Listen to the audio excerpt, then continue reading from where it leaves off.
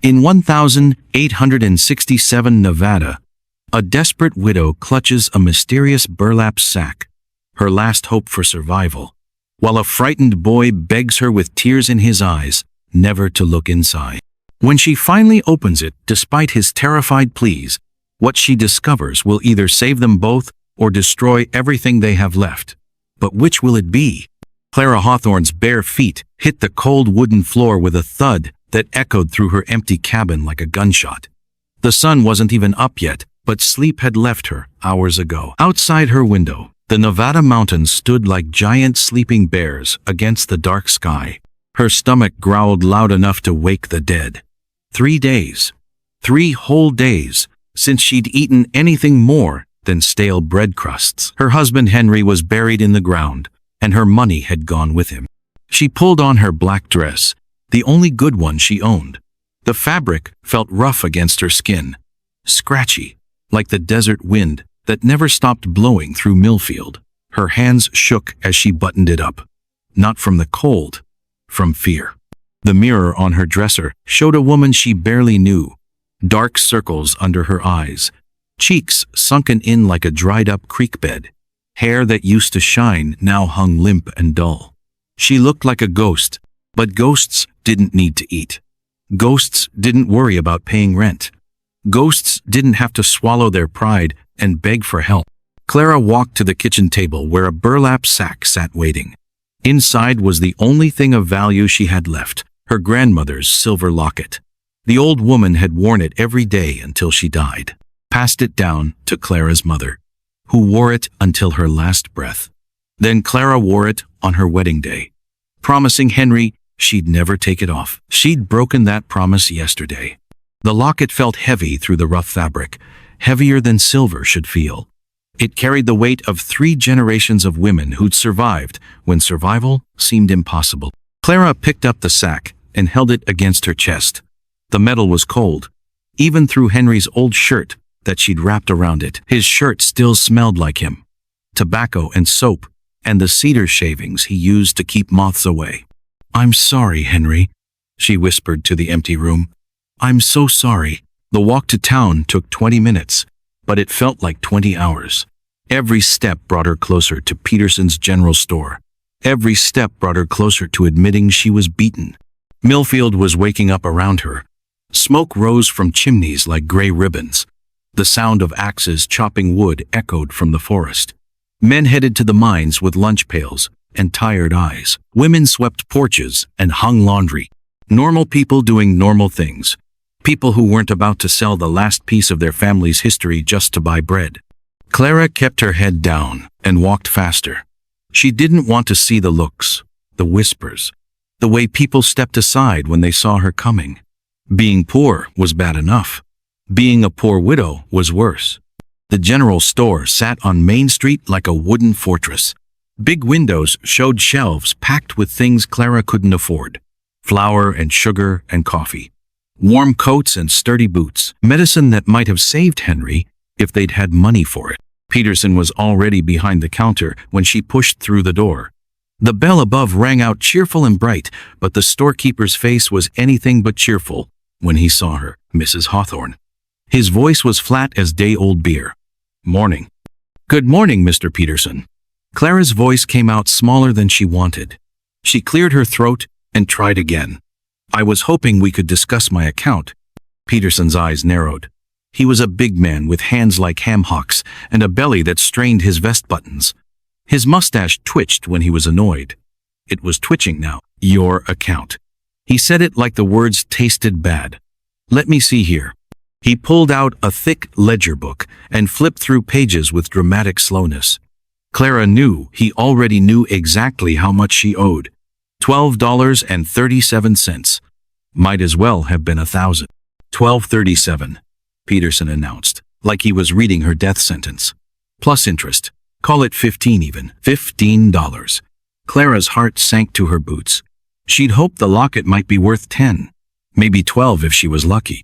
"I have something to trade," she said, holding up the burlap sack. Her hands were shaking again. Peterson's eyebrows went up.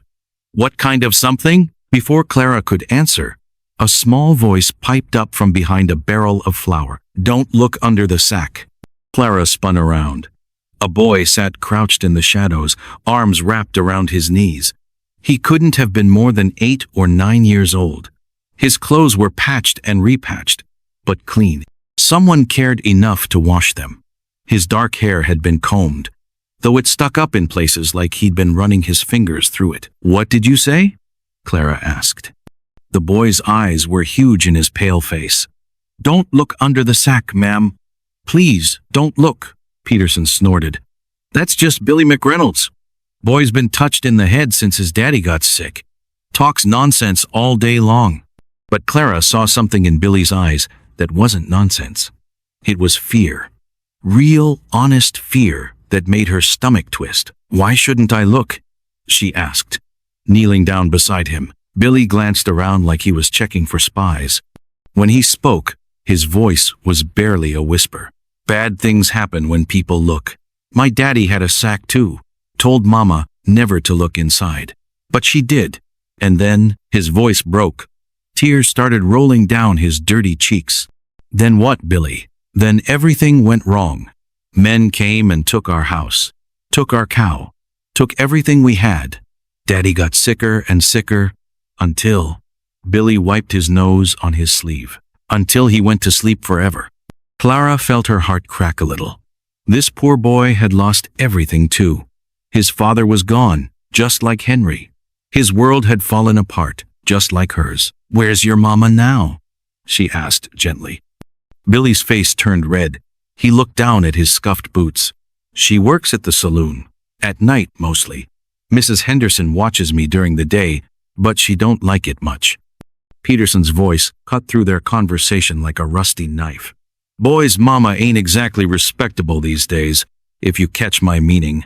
Does what she has to do to keep food on the table." Clara's cheeks burned with anger. How dare Peterson judge this boy's mother? How dare anyone judge a woman doing whatever it took to survive? "That's enough," she said sharply. Peterson shrugged. "Just stating facts, ma'am. Now, about that sack. What you got in there?" Clara looked down at Billy. His eyes were pleading with her, begging her not to open it, not to look inside. But what choice did she have? The morning sun slanted through Peterson's dusty windows, casting long shadows across the wooden floors. Clara stood frozen, caught between the boy's frightened eyes and Peterson's impatient stare. The burlap sack felt like it weighed 100 pounds in her arms. "Well?" Peterson drummed his thick fingers on the counter. "I ain't got all day, Mrs. Hawthorne. Other customers need tending to." Clara glanced around the empty store. What other customers? But she didn't say that out loud. Instead, she took a deep breath and set the sack on the counter. Billy scrambled to his feet. "Please, ma'am, don't do it. I'm begging you." "Billy," Clara said softly, "sometimes we don't have choices. Sometimes we have to do things that scare us." The boy's bottom lip trembled. "That's what Mama said too," right before she looked in Daddy's sack. Peterson was already reaching for the drawstring. "Let's see what we got here." "Wait." Clara's hand shot out to stop him. Something in Billy's voice made her pause. The raw terror. The way his whole body shook when he talked about his father's sack. What if he was right? What if looking really did make bad things happen? But that was crazy thinking. Superstition. The kind of foolishness that kept people poor and scared their whole lives. $15, Peterson reminded her. That's what you owe. This little trinket better be worth at least that much. Or you're out of luck. Clara's stomach cramped with hunger. When had she last eaten a real meal? Sunday? Monday? The days blurred together when you spent them worrying about money. She closed her eyes and tried to remember her grandmother's voice. Strong and sure, even when times were hard. Clara rose, she used to say. We women folk are tougher than we look.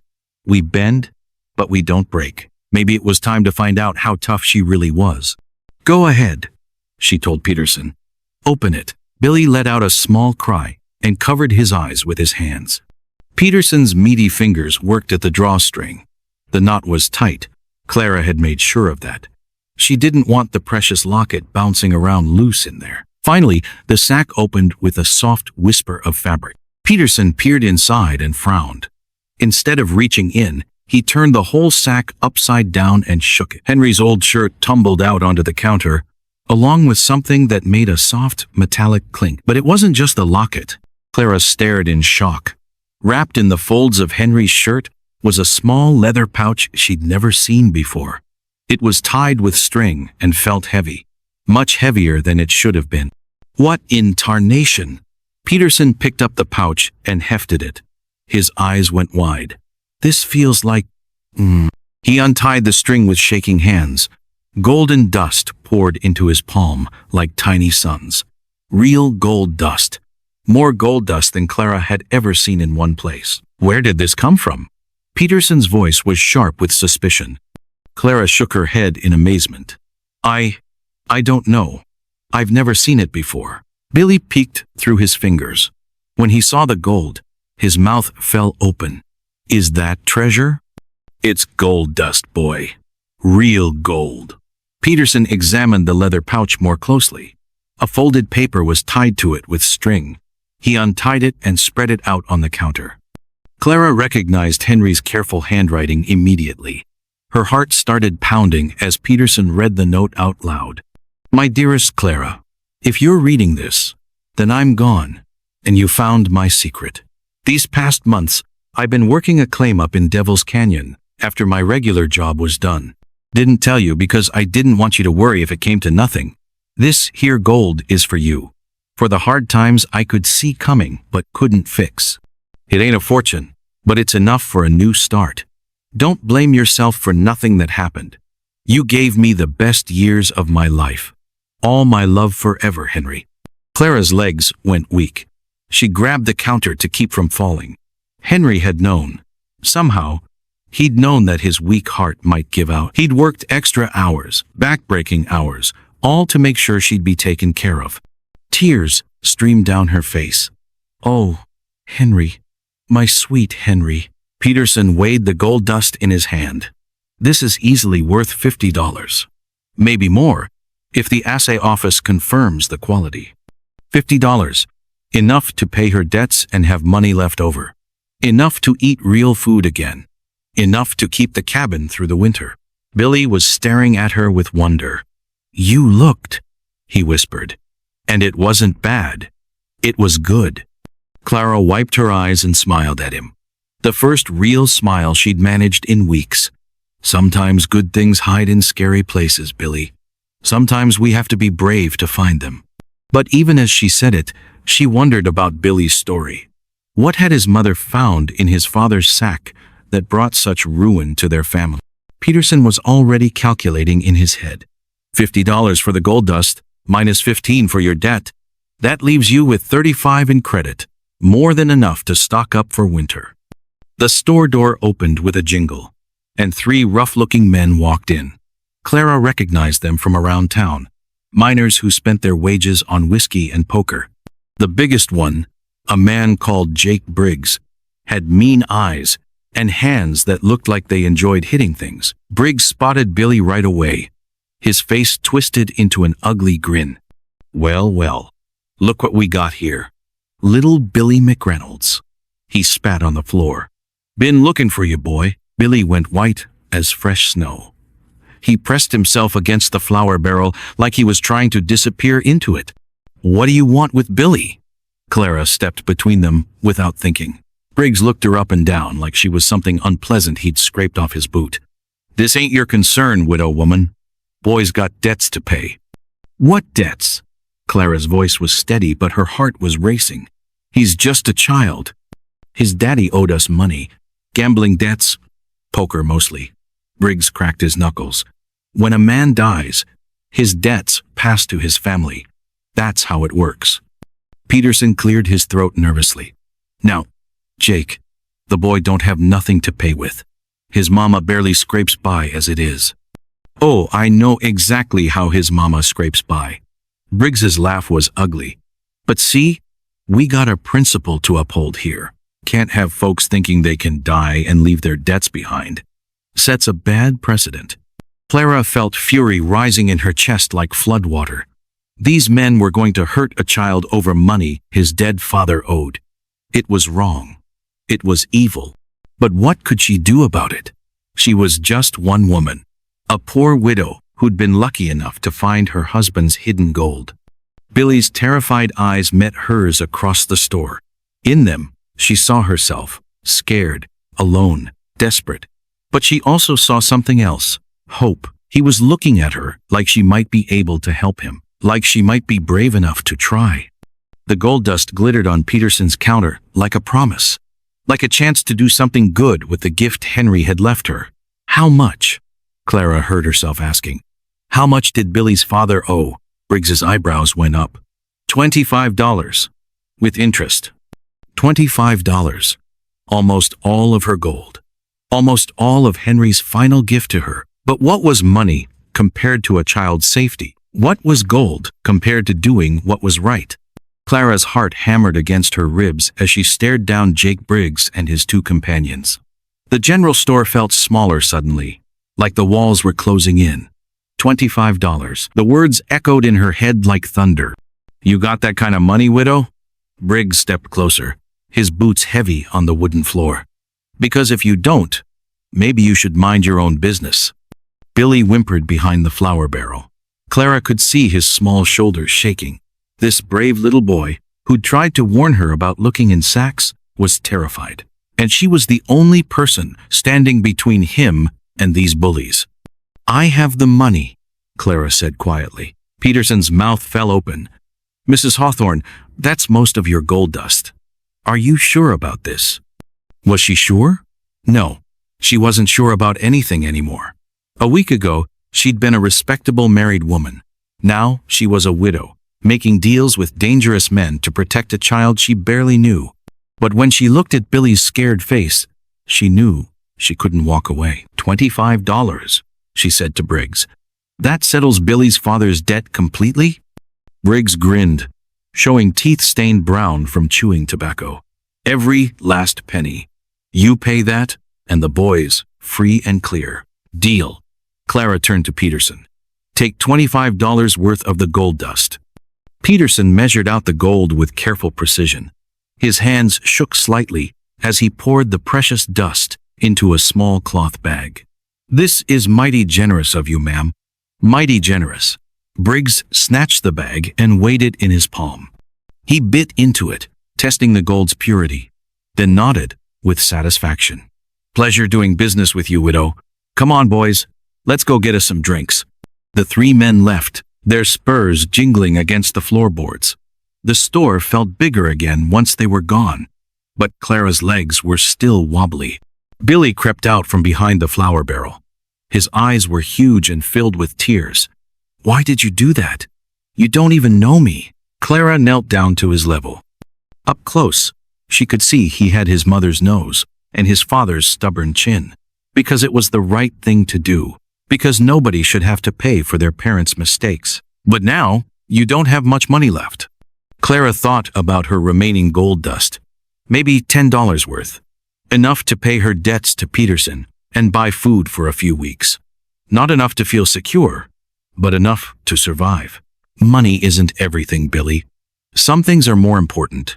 Billy threw his arms around her neck in a fierce hug. He smelled like soap and little boy.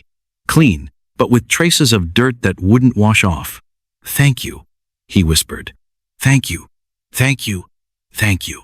Clara hugged him back, surprised by how good it felt.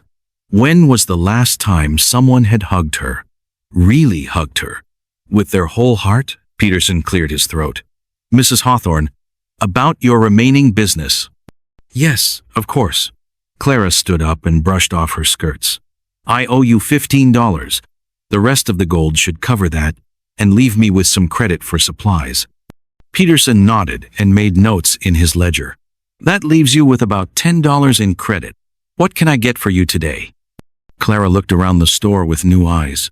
Flour, beans, salt, pork, the basics she'd need to get through the next few weeks. But for the first time in days, the future didn't seem quite so dark. Flour, please, and beans, and maybe some of that salt pork, if it's not too dear.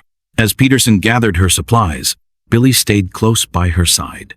"Mrs. Hawthorne, could I ask you something?" "Of course." "Do you think my daddy was wrong about not looking in sacks?" Clara considered the question carefully. "I think your daddy was trying to protect your mama from bad news. Sometimes grown-ups think it's better not to know things that will hurt." "But Billy," she touched his shoulder gently, "sometimes the only way to solve problems is to face them head-on, even when it's scary." Billy nodded solemnly. "That's what you did. You faced the scary men." "We both did. You were brave too, telling me your story." They walked out of the store together, Clara carrying her supplies and Billy skipping alongside her. The afternoon sun was warm on their faces, and for a moment, Clara felt something she hadn't felt in weeks: hope. But as they reached the end of Main Street, Billy stopped walking. "I have to go to Mrs. Henderson's now. Mama will be getting up soon, and she likes me to be there when she does." Clara nodded. Billy's mother worked nights at the saloon, which meant she slept during the day. The boy spent his days with whoever would watch him, waiting for the few hours he could spend with his mama before she had to work again. "Billy," Clara said impulsively, "would you like to come have supper with me tonight? I'm making bean stew." Billy's face lit up like Christmas morning. "Really? You mean it?" "I mean it. Around 6 o'clock, if your mama says it's all right." Billy nodded eagerly and ran off toward Mrs. Henderson's boarding house. Clara watched him go, then turned toward home. The cabin that had felt so empty this morning suddenly seemed full of possibilities. She was halfway there when she heard footsteps behind her. Fast footsteps, like someone was hurrying to catch up. "Mrs. Hawthorne! Mrs. Hawthorne! Wait!" Clara turned to see a woman in a faded blue dress running toward her. The woman was thin and pale, with light brown hair pinned back severely. Her dress was clean but worn, mended in several places. This had to be Billy's mother. The woman stopped in front of Clara, breathing hard. "I'm sorry to bother you, ma'am. I'm Rose McReynolds, Billy's mother." "Mrs. McReynolds." Clara wasn't sure what to say. What did you say to a woman whose child you'd just saved from his father's debts? Rose's hands twisted together nervously. "Billy told me what you did, about paying off Jimmy's gambling debts." Her voice caught. "I don't know how to thank you. There's no need to thank me." "But there is." Rose's eyes filled with tears. "Those men, they've been threatening Billy for weeks, making him scared to go anywhere alone. I've been working extra shifts, trying to scrape together the money. But," she shook her head, "it would have taken me months to earn that much." Clara felt a stab of guilt. While she'd been worrying about her own problems, this woman had been facing something much worse: the threat of violence against her child. "I invited Billy for supper tonight," Clara said. "I hope that's all right." Rose's face crumpled with relief. "More than all right. He talks about you constantly, about how kind you were to him in Peterson's store, how you listened to his warnings about the sack. He's a good boy. Very smart." "He is." Rose wiped her eyes with the back of her hand. "Mrs. Hawthorne, I know what people say about me, about what I do for work. I know you probably shouldn't be seen with someone like me." Clara felt anger flare in her chest again. "Mrs. McReynolds, you're doing whatever it takes to keep your son fed and housed. That makes you a good mother in my book. Anyone who says different can mind their own business." Rose stared at her in amazement. "You really mean that?" "I really do." They stood there for a moment, two women who'd been knocked down by life but were still fighting to get back up. Clara realized she'd found something she hadn't expected: a friend. "I should let you get home," Rose said finally. "But Mrs. Hawthorne, if there's ever anything I can do to repay your kindness—" "There is one thing," Clara said. "Would you like to join Billy and me for supper? I'm making bean stew, and there's plenty for 3. Rose's eyes widened. "You'd want me at your table? After what I told you about my work?" "Mrs. McReynolds. Rose, I'd be honored to have you at my table." The beans were just starting to soften when Clara heard voices outside her cabin. Through the window, she could see Billy racing up the path, with his mother following behind at a more dignified pace. Rose carried a small basket covered with a checkered cloth. Clara opened the door before they could knock. "Right on time," Something smells wonderful. Rose held up the basket with a shy smile. Cornbread. I know it's not much, but I wanted to bring something. It's perfect. Clara welcomed them inside, surprised by how warm the cabin felt with guests in it. Billy, would you like to help me set the table? Billy nodded eagerly and began placing Clara's mismatched plates around the small wooden table. Rose looked around the cabin, taking in the neat but sparse furnishings. You have a lovely home, she said politely. Clara almost laughed. Lovely? The cabin was tiny, with furniture that had seen better days and walls that let in drafts. But Rose said it like she meant it. It's not much, but it's mine, Clara replied. For now, anyway. Rose's forehead creased with concern. For now? Clara stirred the beans, buying herself time to think. Should she tell Rose about her money troubles? About how close she'd come to losing everything? The cabin belongs to the mining company, she explained. Henry worked for them. Now that he's gone, she shrugged. They might need it for another worker's family. Billy stopped setting plates and looked up at her with worried eyes. You mean you might have to move away? I don't know yet, sweetheart. But don't worry about it tonight. Tonight is for celebrating. Celebrating what? Rose asked. Clara ladled stew into bowls, thinking about the question. What were they celebrating? The fact that Billy was safe from his father's creditors? That she'd found Henry's hidden gold? That she wasn't completely alone in the world anymore? New friendships, she said finally. They sat down to eat, and for the first time in weeks, Clara's cabin was filled with conversation and laughter. Billy told them about his day with Mrs. Henderson, mimicking the old woman's habit of talking to her cats like they were people. And then Mittens knocked over the milk pitcher, Billy said. And Mrs. Henderson said, Mittens, you're acting like you were raised by wolves. But Mittens just licked her paws like she didn't care. Rose laughed, a sound like silver bells. Mrs. Henderson means well, but she does take her cats very seriously. Too seriously, Clara agreed. I saw her in Peterson's store last week, buying special salmon for them while she ate nothing but crackers. As they ate, Clara found herself studying Rose. She was younger than Clara had expected, probably not even 25. Her hands were soft, not the rough, calloused hands of someone who did hard manual labor. Before her husband died, she'd probably lived a quiet, respectable life. Rose, Clara said carefully, may I ask what you did before? Before Jimmy got sick? Rose's cheeks flushed pink. I was a seamstress. Made dresses and shirts for ladies in town. I was quite good at it, actually. What happened to your sewing business? Rose's face fell. When Jimmy got the fever, I spent all my time taking care of him. Customers went elsewhere. By the time he died, I'd lost all my clients. And then the gambling debts came to light. She trailed off, stirring her stew without eating it. Billy reached over and patted his mother's hand. It's okay, Mama. Mrs. Hawthorne paid the bad men. They can't hurt us anymore. Rose looked at Clara with gratitude and shame mixed in her eyes. I still can't believe you did that. For strangers. You're not strangers anymore, Clara said firmly. And Rose, have you thought about starting your sewing business again? Rose shook her head. I don't have money for fabric or supplies. And even if I did, who would hire me now? Everyone knows where I work. Clara had been thinking about this all afternoon. What if someone gave you a small loan to get started? Just enough for basic supplies? Rose's eyes widened. Mrs. Hawthorne, I couldn't possibly ask you for more money. You've already done so much. You're not asking. I'm offering. Clara reached across the table and took Rose's hand. I have a little credit left at Peterson's store. Enough to get you some fabric and thread. You could start small, maybe making shirts for the miners.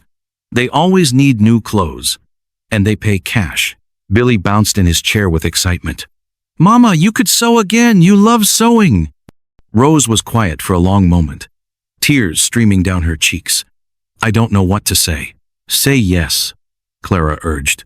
Say you'll give yourself another chance. But what about my job at the saloon? Mr. Garrett expects me to work. Clara had thought about this too. What if you told him you could only work 3 nights a week instead of 6? That would give you time to build up your sewing business. Once you have enough customers, you could quit the saloon completely. Rose wiped her eyes with her napkin. Do you really think it could work? I know it could work. You're talented and hardworking. All you need is a chance. Billy grabbed his mother's other hand. Please, Mama? Please say yes? Rose looked back and forth between them, hope and fear warring in her expression. If I said yes, how would I ever repay you? By succeeding, Clara said simply, by building a good life for you and Billy. That's payment enough. Rose squeezed both their hands. Then yes, I'll try. Billy whooped with joy and jumped up to hug his mother. Clara felt tears in her own eyes watching them together. This was what Henry's gold was meant for. Not just keeping her alive, but helping others build better lives. They finished supper in high spirits, making plans for Rose's new business. She would start by making simple work shirts, the kind miners wore every day. If those sold well, she could expand to other items. I know exactly where to set up, Rose said excitedly. There's a small room above the bakery that Mrs. Chen isn't using. She might rent it cheap. And I could help deliver the shirts, Billy added. I know where all the miners live. Clara smiled at their enthusiasm. For the first time since Henry's death, she felt useful, like she was part of something bigger than her own survival. But as Rose and Billy prepared to leave, Clara heard horses approaching outside, heavy hoofbeats and the jingle of spurs. Her blood ran cold.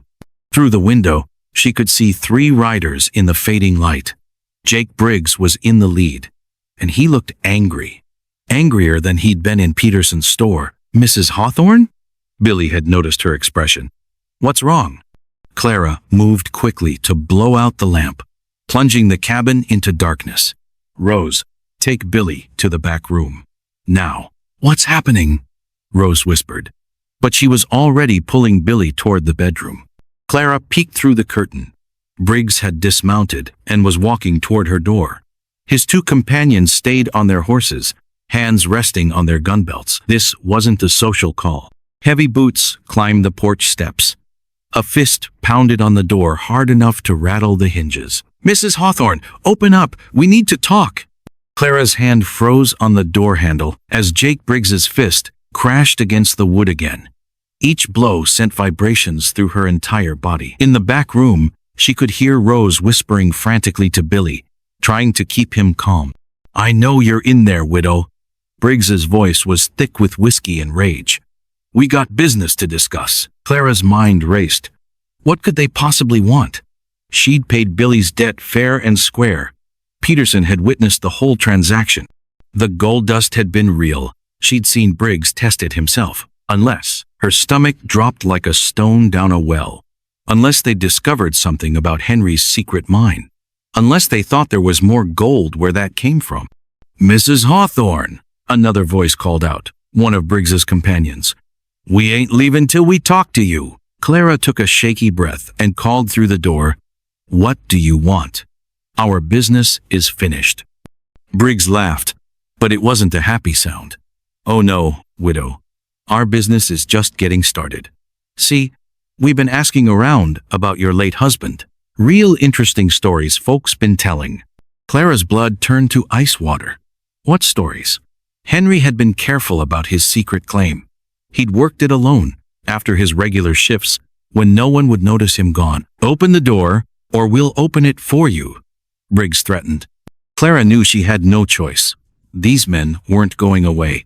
And if they broke down her door, Rose and Billy would be trapped in the back room with no escape. She turned the handle and opened the door just wide enough to step outside, pulling it shut behind her. The cool night air hit her face like a slap. Briggs stood on her porch, swaying slightly. His eyes were bloodshot and mean. Behind him, his 2 friends sat on their horses like vultures, waiting for something to die. That's better, Briggs said with a grin that showed his brown teeth. Now we can have a proper conversation. Say what you came to say and get off my property. Clara's voice was steadier than she felt.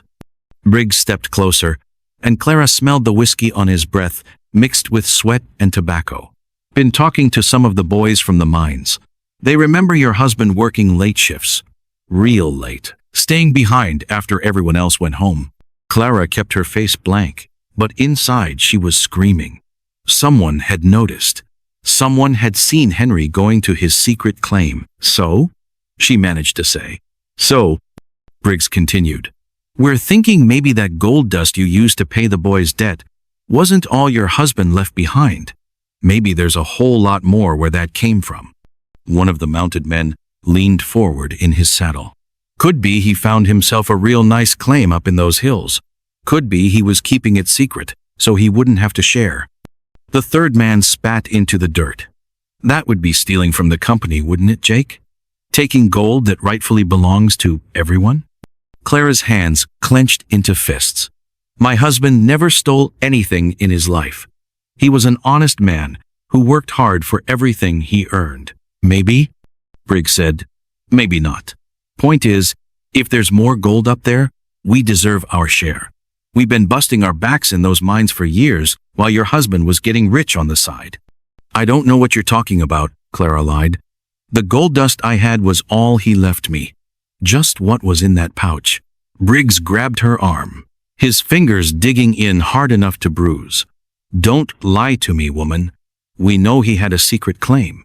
Question is, are you going to tell us where it is? Or do we have to persuade you? Clara tried to pull away, but his grip was like iron. Let go of me. Not until you start talking. Briggs's face was inches from hers now. Where's the claim, widow? Where's the rest of the gold? Behind the cabin door, Clara heard a soft creak. Rose was listening, probably terrified for Billy's safety. Clara had to end this before it got worse. There is no claim, she said firmly. You're wasting your time. Briggs backhanded her across the face with his free hand. The blow sent stars dancing across her vision and split her lip.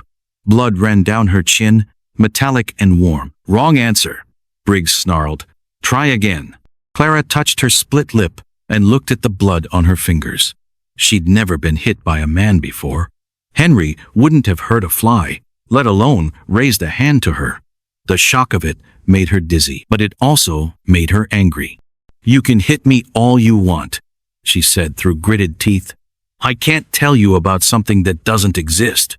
Briggs raised his hand again, but one of his friends called out a warning.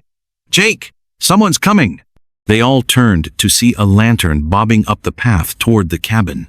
As it got closer, Clara could make out the silhouette of a large man walking with purpose. Who's that? Briggs squinted into the darkness. The man stepped into the circle of light from Clara's porch. It was Big Tom Chen, the baker whose wife ran the bakery in town.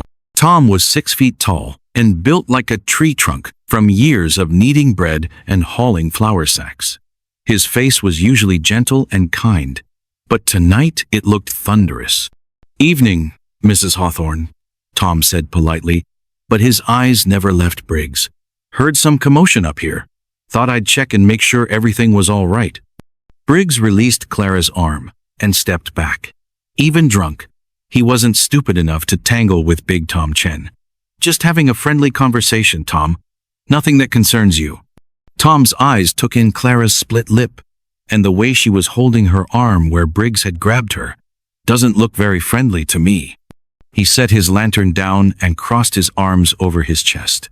The gesture made his muscles bulge under his shirt sleeves. Mrs. Hawthorne, are these men bothering you? Clara nodded, not trusting her voice. Tom took a step forward. Then I think it's time they left. Briggs looked back at his mounted friends, clearly calculating the odds. 3 against 1 might have been good odds, but Tom Chen was worth at least 2 ordinary men in a fight, and they'd been drinking while he was stone sober. This ain't over, widow, Briggs said, backing toward his horse. We know you're lying about that gold, and we're gonna prove it. He swung up into his saddle with less grace than usual, nearly falling off the other side. His friends had to grab him to steady him. Next time we won't be so polite, one of them called as they rode away into the darkness. Tom waited until the sound of hoofbeats faded before turning to Clara. You hurt bad? Clara touched her lip again. It was still bleeding, but not severely. I'll live. Tom, thank you. If you hadn't come. My wife saw them riding up here with purpose. She sent me to check. Tom picked up his lantern. These men been bothering you before? Clara hesitated. Should she tell him about Billy's debt? About the gold dust and Henry's secret claim? Tom was a good man, but he was also part of the town. Word would spread. Before she could decide, the cabin door opened, and Rose emerged with Billy close behind her. Mrs. Hawthorne? Rose's voice was shaky. We heard shouting. Are you hurt? Tom's eyebrows went up when he saw Rose. Everyone in town knew Rose McReynolds and what she did for work. Seeing her come out of Clara's cabin would cause talk, but Tom just nodded politely. Evening, Mrs. McReynolds. Billy. Billy ran to Clara and threw his arms around her waist. Those were the bad men, weren't they? The ones who wanted to hurt me? They're gone now, sweetheart. Clara smoothed his hair. They can't hurt any of us. But even as she said it, she knew it wasn't true. Briggs and his friends would be back. They were convinced Henry had left behind a fortune in gold, and they wouldn't stop until they found it, or until they decided she really didn't know where it was. Tom seemed to read her thoughts. Mrs. Hawthorne, maybe you and your friends here should come stay at the bakery tonight. My wife would be happy to put you up. Clara was tempted. The bakery was in the middle of town, with neighbors close by. Briggs wouldn't dare try anything there, but running away felt like admitting defeat. This was her home, her sanctuary. She wouldn't let bullies drive her out of it. Thank you, Tom, but we'll be fine here, she said. Tom frowned. You sure about that? Those men looked serious about whatever they wanted. Clara looked down at Billy's worried face, then at Rose's frightened eyes. Maybe staying wasn't just about her pride. Maybe she was putting them all in danger. Actually, she said, maybe staying at the bakery would be a good idea. Just for tonight. The Chen family's bakery sat on Main Street like a warm, yeasty-scented fortress. Tom led Clara, Rose, and Billy through the back entrance, past racks of cooling bread, and into the cozy living quarters above the shop. Mrs. Chen, a tiny woman with steel-gray hair and kind eyes, welcomed them without question. Any friend of Tom's is welcome here, she said, bustling around to prepare tea and leftover sweet rolls. Billy, you look hungry. When did you last eat a proper dessert? Billy's eyes went wide at the sight of the cinnamon rolls. I don't remember, ma'am. Mrs. Chen clucked her tongue and placed a huge roll in front of him. No child should have to say that. Eat up. As Billy devoured the sweet roll with sticky fingers, Clara found herself studying the Chen's kitchen.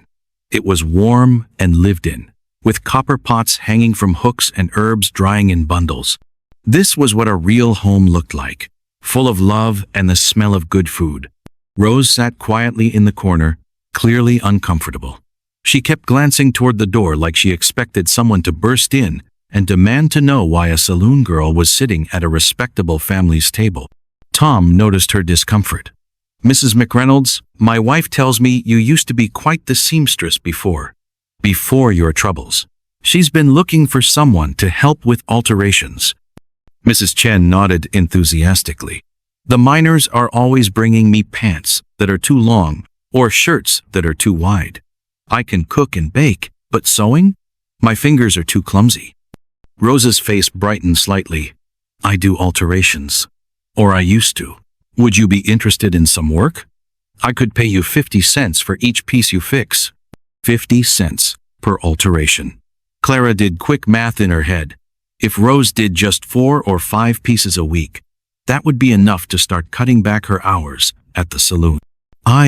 Yes, Rose stammered. Yes, I'd very much like that. Mrs. Chen beamed. Wonderful. Tom, go get that basket of mending from the bedroom. We'll give Mrs. McReynolds something to start on right away. While Tom fetched the mending, Billy finished his cinnamon roll and curled up on the kitchen sofa. The excitement of the evening was catching up with him, and his eyelids were growing heavy. Clara watched him drift off to sleep, his face peaceful for the first time since she'd met him.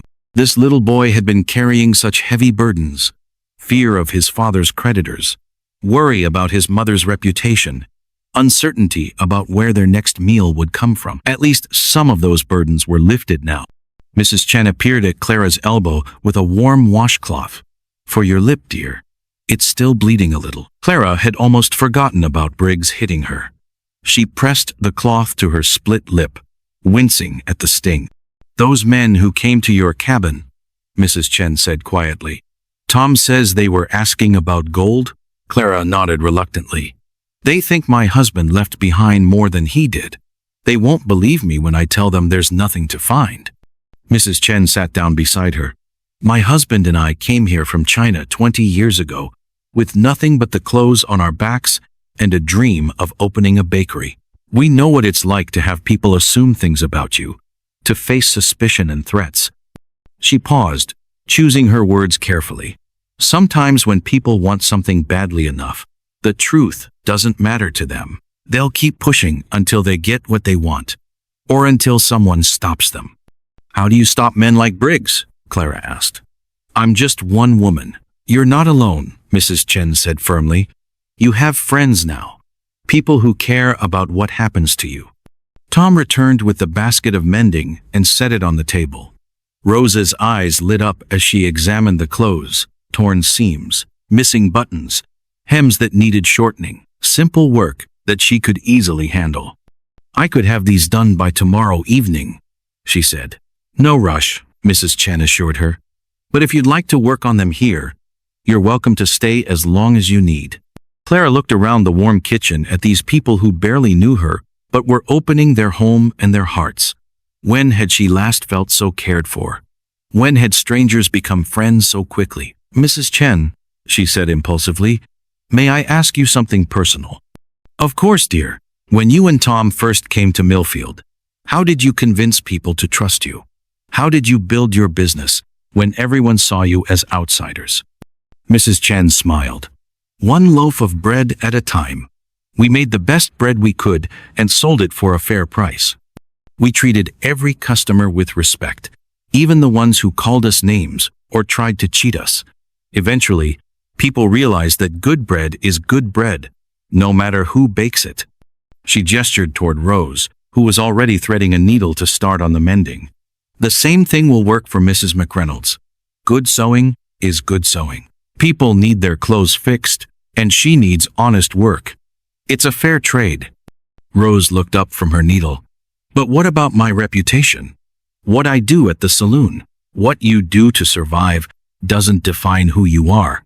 Mrs. Stard. Chen said gently, "What defines you is how you treat other people, how you raise your son, whether you keep your word when you give it." Clara felt tears prick her eyes. This wise woman had just said what Clara had been thinking, but couldn't put into words. Rose wasn't defined by her job at the saloon any more than Clara was defined by being a poor widow. They were both just women doing whatever it took to survive. Tom poured himself a cup of tea and sat down at the table. "Mrs. Hawthorne, I've been thinking about those men who threatened you. Briggs and his friends aren't going to give up easy. They really believe your husband had a secret gold claim?" Clara hesitated.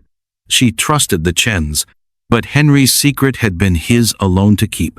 Was it right to share it now?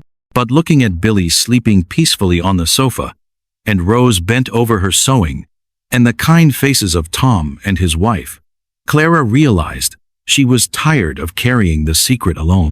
"He did have a claim," she said quietly. "Up in Devil's Canyon. He worked it after his regular shifts when no one would see him." Tom's eyebrows went up. "Devil's Canyon? That's rough country. Dangerous to work alone.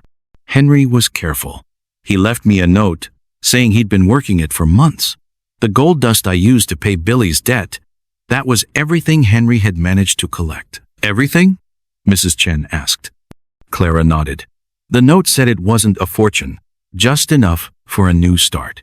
"Which it was. Exactly enough to pay my debts and have a little left over." Tom stroked his chin thoughtfully. "But Briggs and his friends don't know that. They're probably thinking, your husband struck it rich up there. What should I do?" Clara asked. "They won't believe me when I tell them there's no more gold." "Maybe," Tom said slowly. "You need to show them instead of telling them. Rose looked up from her sewing. What do you mean? Tom leaned forward.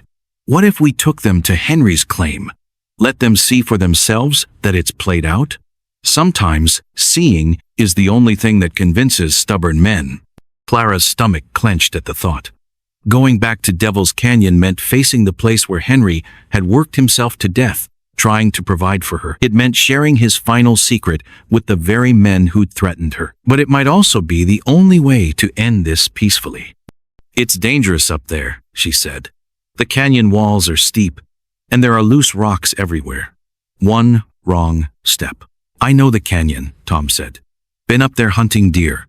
It's treacherous, but not impossible if you know what you're doing. Mrs. Chen placed a gentle hand on Clara's shoulder. You don't have to decide tonight, dear. Sleep on it. In the morning, things might look clearer. Clara nodded gratefully. The events of the day had left her exhausted.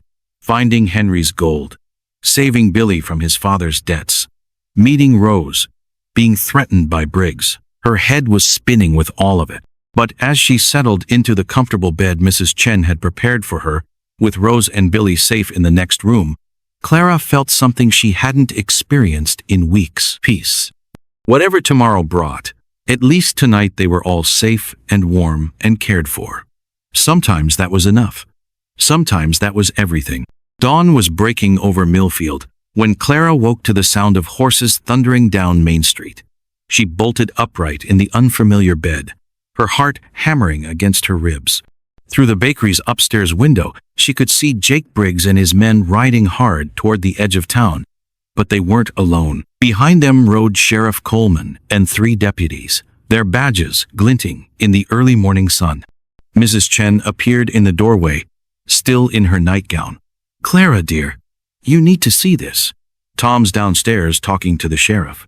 Clara threw on her dress and hurried down to the bakery's main floor.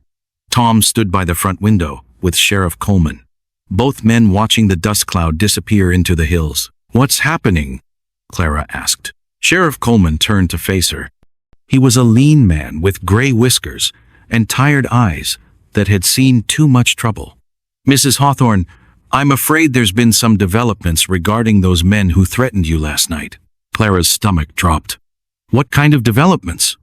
Someone broke into Peterson's general store around midnight, took all the cash from the register and ransacked the place looking for something. Peterson says nothing else was missing, just the money and his ledger books. Tom's face was grim. Tell her the rest, Sheriff. Coleman sighed.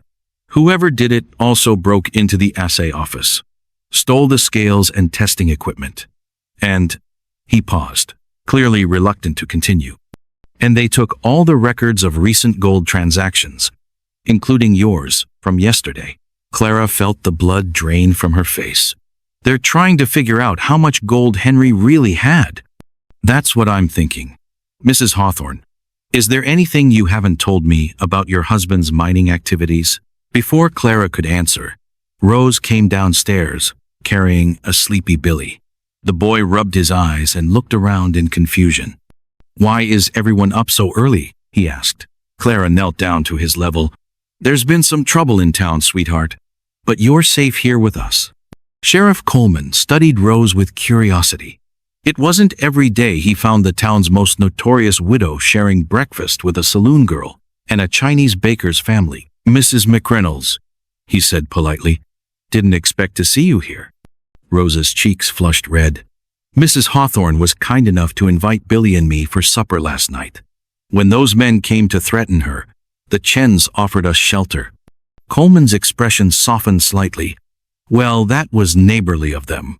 He turned back to Clara. Mrs. Hawthorne, I need to ask you directly. Did your husband have a secret mining claim? Clara looked around at the faces of her friends. Tom nodded encouragingly. Mrs. Chen gave her a supportive smile.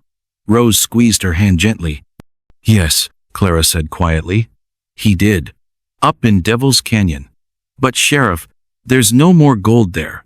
What I had yesterday was everything Henry collected over months of work. Coleman stroked his whiskers thoughtfully. Problem is, Briggs and his boys don't believe that. They think you're sitting on a fortune and just playing dumb. So what do we do? Tom asked. We could take them up there, Clara said, repeating Tom's suggestion from the night before. Show them the claim is empty. Coleman shook his head. Too dangerous. Devil's Canyon is treacherous enough without taking along a bunch of drunk, greedy men with guns. Billy tugged on Clara's skirt. Mrs. Hawthorne, what if we showed them something else? Everyone looked down at the boy. His young face was serious, like he was working through a difficult problem. What do you mean, sweetheart? Billy bit his lip, thinking hard. Well, my daddy had a sack that Mama wasn't supposed to look in, right? And when she finally looked, it had papers about his gambling debts. Clara nodded. That's right. But you had a sack too. And when you looked in it, there was gold and a nice letter from your husband. Rose smiled at her son's logic. Yes, Billy. What's your point? Billy looked up at Sheriff Coleman. What if we made a fake sack for the bad men? Something that would make them stop wanting Mrs. Hawthorne's gold?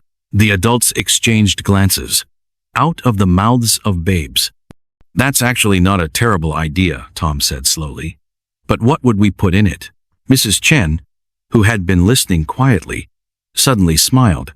I know exactly what we should put in it. She disappeared into the back of the bakery and returned with a flour-dusted canvas bag. From it, she pulled a folded piece of paper covered in official-looking stamps and seals. This is our original deed to the bakery, she explained. It's written in Chinese and English, with government stamps from California. Very impressive looking. She handed it to Clara. What if we created fake mining documents? Papers that show your husband's claim was already registered to someone else, or that it was declared empty by the territorial government. Sheriff Coleman examined the deed. This could work. The stamps and seals look official enough to fool drunken miners. But we'd need someone who can write in an official style. I can do that, Rose said quietly. Everyone turned to look at her in surprise. Before I married Jimmy, I worked as a clerk in a lawyer's office back in Sacramento. I copied legal documents all day long. I know how they should look and sound. Tom grinned. So, we create fake papers showing that Henry's claim is worthless or belongs to someone else. Then we accidentally let Briggs find them. But how do we get him to find them without being obvious about it? Clara asked. Billy piped up again. What if you dropped the sack? Like, by accident. Somewhere the bad men would see it but think you didn't mean for them to? Mrs. Chen clapped her hands together. This boy is brilliant. We'll stage it so Clara accidentally drops the sack somewhere public, where Briggs and his friends will find it. Clara felt a flutter of hope in her chest. It was a risky plan, but it might work. And it was certainly better than hiding in fear for the rest of her life. Sheriff, she said, would this be legal? Creating fake documents? Coleman considered the question carefully.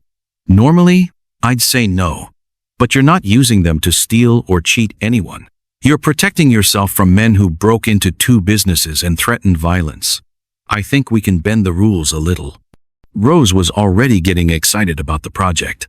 I'll need good paper, official-looking pens, and maybe some wax for seals. Tom, do you think Peterson would sell me supplies even though his store was robbed? Peterson's a good man, Tom assured her. Once we explain what we're doing, he'll help any way he can. Over the next hour, they worked out the details of their plan. Rose would create fake territorial documents, declaring Henry's claim to be worthless, played out, and abandoned. They would age the papers with tea stains and crumple them to look worn. Clara would then take the fake documents in a burlap sack to Peterson's store, where she would accidentally drop them while Briggs and his friends were watching.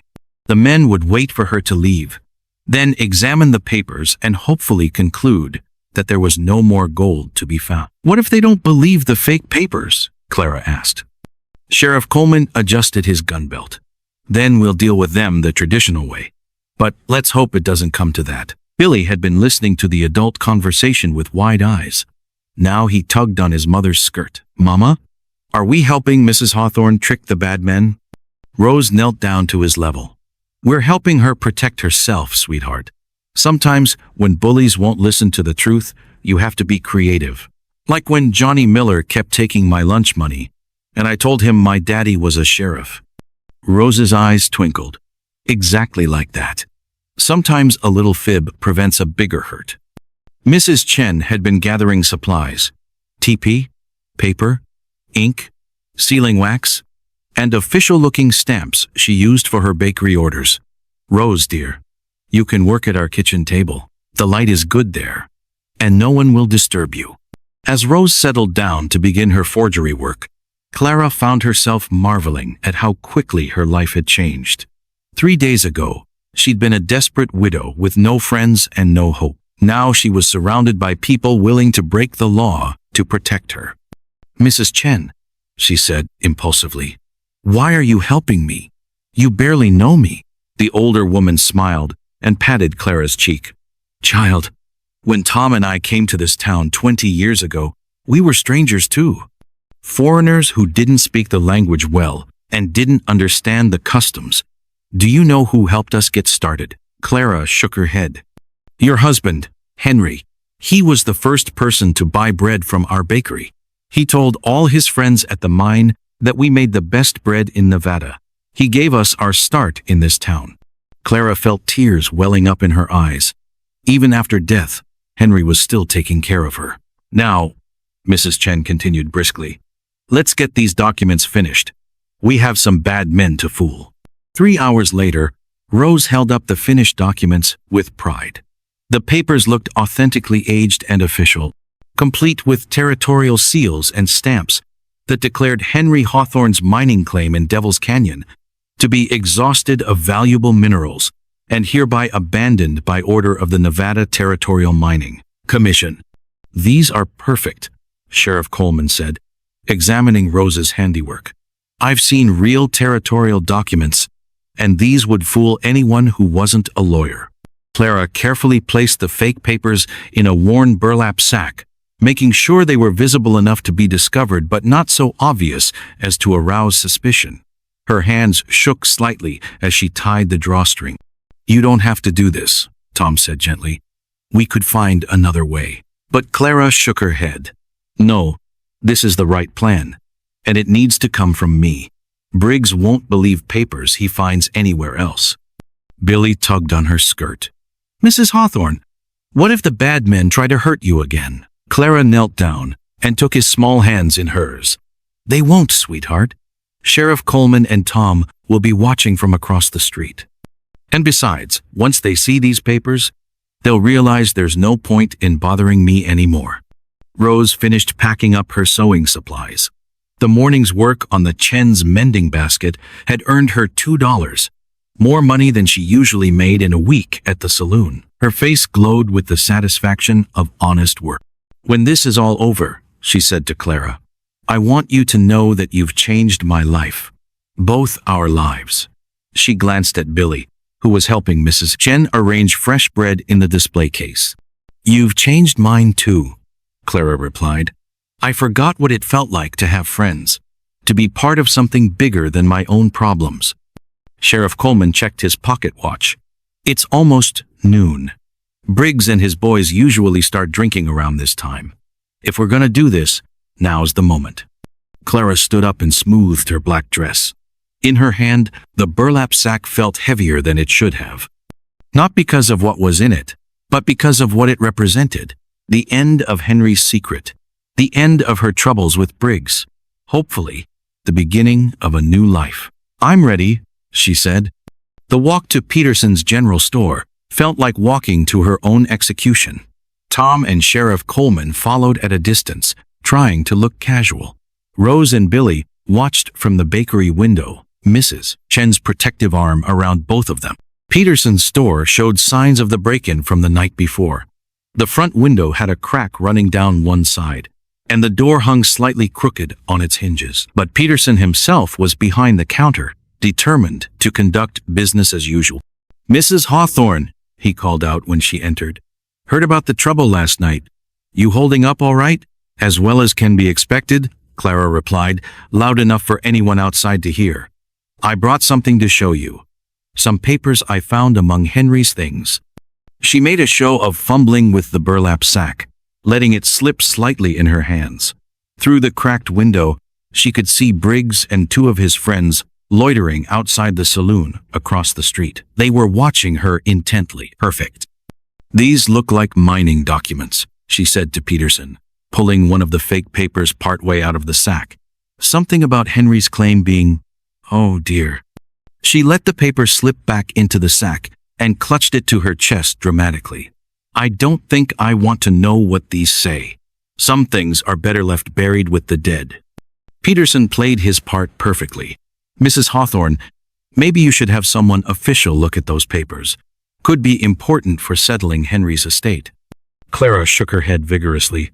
No, I've had enough bad news to last a lifetime. I'm going to take these home and burn them. Some secrets should stay secret. She purchased a few items from Peterson.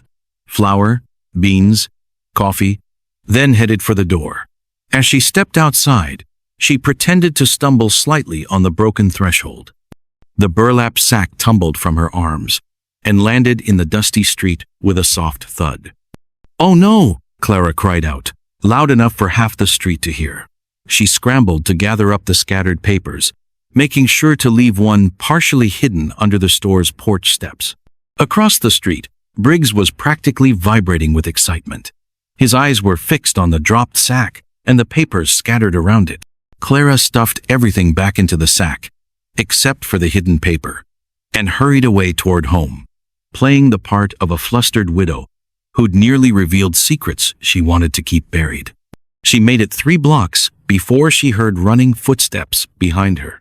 Tom caught up to her, grinning widely. That was perfect, he said. I saw Briggs and his friends rush over to the store the moment you disappeared around the corner. They found the paper and are huddled around it like it's a treasure map. Clara's knees went weak with relief. Did it work? Do they believe it?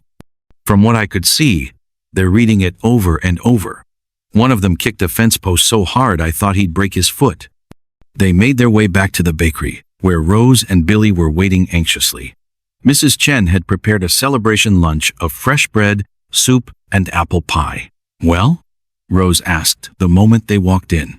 I think it worked, Clara said, sinking into a kitchen chair. Tom saw them find the papers and react like we hoped. Sheriff Coleman arrived a few minutes later with a satisfied smile on his weathered face. Briggs and his boys rode out of town about 10 minutes ago. Didn't even stop to collect their belongings from the boarding house. I'd say your fake documents convinced them there's nothing left to find. Billy clapped his hands together. We did it! We tricked the bad men! Rose laughed and swept her son into a hug. We certainly did. And now maybe we can all get on with building better lives. Over lunch, they made plans for the future. Rose would continue her sewing work, gradually building up enough clients to quit the saloon entirely. Billy would start attending school regularly now that he didn't have to hide from his father's creditors. And you, Clara? Mrs. Chen asked. What will you do now that you're free from those horrible men? Clara considered the question. A week ago, her only goal had been survival, finding enough money to eat and keep a roof over her head.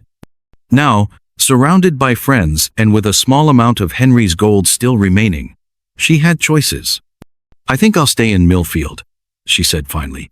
This town has given me more kindness in the past few days than I expected to find in a lifetime. Maybe I can give something back. How? Tom asked. Clara smiled, an idea forming in her mind. Mrs. Chen mentioned that miners are always needing their clothes mended. And Rose, you mentioned that room above the bakery that might be for rent.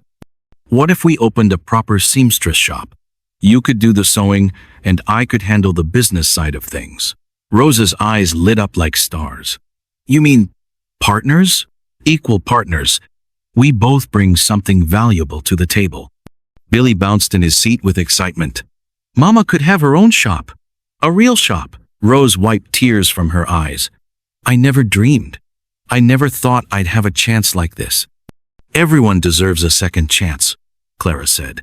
Sometimes we just need friends to help us find it. As the afternoon sun slanted through the bakery windows, Clara reflected on how much had changed since that morning when she'd first clutched Henry's mysterious sack to her chest. She'd been so afraid to look inside so certain that whatever she found would only bring more heartache. Instead, she'd found hope. Not just in Henry's gold, but in the courage to help a frightened child and his desperate mother. In the kindness of strangers who became friends.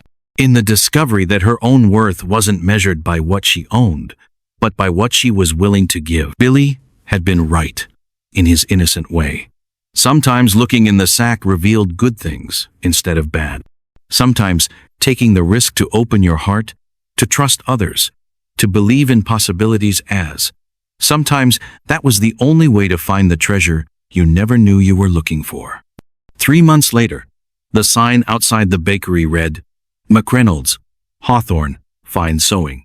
Rose and Clara's partnership had flourished, bringing honest work and respectability back to both their lives.